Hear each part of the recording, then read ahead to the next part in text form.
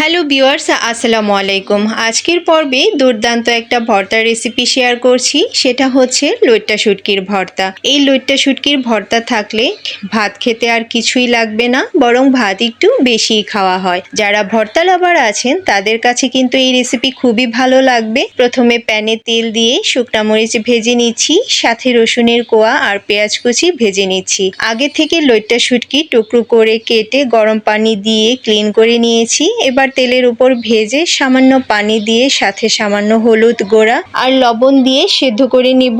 এবার ভাজা মরিচগুলো লবণ দিয়ে ম্যাশ করে নিব, রসুন পেঁয়াজগুলো ম্যাশ করে নিচ্ছি। এবার সেদ্ধ করা লইট্টা শুটকি ম্যাশ করে নিচ্ছি। এই কাজটা কিন্তু ব্লেন্ডারেও করা যাবে। এবার ধনেপাতা কুচি দিয়ে ভালোভাবে মাখিয়ে নিচ্ছি। সবশেষে সরিষার তেল দিয়ে আবারও মাখিয়ে নিলেই তৈরি হয়ে গেল দুর্দান্ত স্বাদের লইট্টা শুটকির ভর্তা।